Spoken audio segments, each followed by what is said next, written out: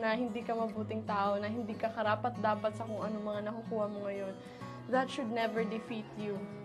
Kahit lahat ng tao against na sa'yo, kung alam mong wala kang ginagawang masama, kung alam mo nang deserve mo lahat ng meron ka ngayon, you have no single guilt.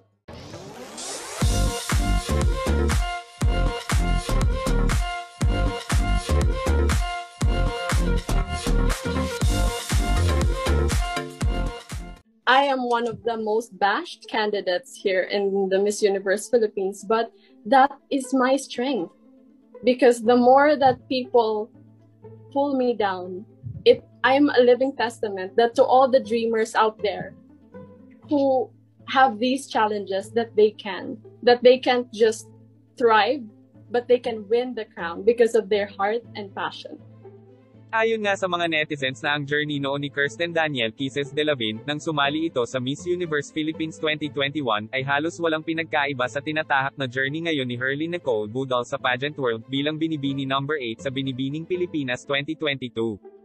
Isa nga din si Kisses de la Vin sa nakaranas ng samot-saring pambabatikos ng maging official delegate ito sa Miss Universe Philippines 2021. Ayon nga sa mga bashers noon ni Kisses na hindi pang Miss Universe ang mukha nito at hindi maganda ang katawan nito at parang bata kung magsalita.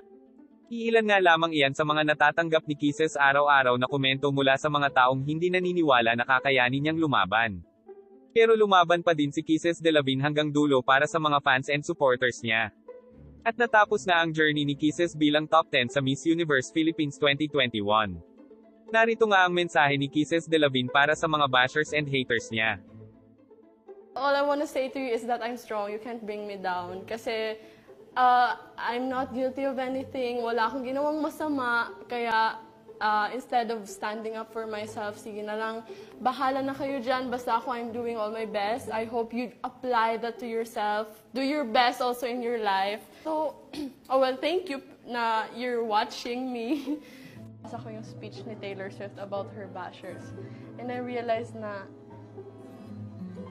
yung moment, pag dumating yung moment na mas marami na yung taong umaaway sa'yo, mas marami na yung taong nag-agree na hindi ka mabuting tao, na hindi ka karapat-dapat sa kung ano mga nakukuha mo ngayon, that should never defeat you.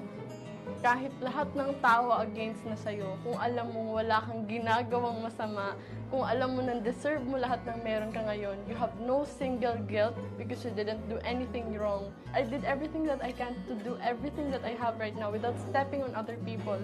That's why, na-realize ko na no matter kung ilan ang against sa'yo, kahit isang buong wave pa yan, hindi ka nila matitibag kung ikaw sa puso mo alam mo na wala kang ginawa. And now, I realize na no matter what, kahit against sa'yo ang mundo, you can rise above. At ngayon nang si Herly Nicole Budol naman ang nasa ganitong sitwasyon, katulad ng pinagdaanan ni Kisses de la Vin noon, ay paniguradong lalaban din si Herly hanggang dulo.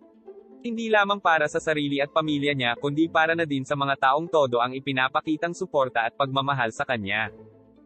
Wala ang mga negative comments, bad comments, pero huwag po kayo mag-alala, hindi po ako nagagalit, pero maraming salamat pa rin po dahil kayo po yung nagsasabi ng mga mali ko at gusto ko itama para ma-improve po yung sarili. Kayo, anong masasabi niyo tungkol dito? Just comment down below. Thank you for watching and see you on my next one.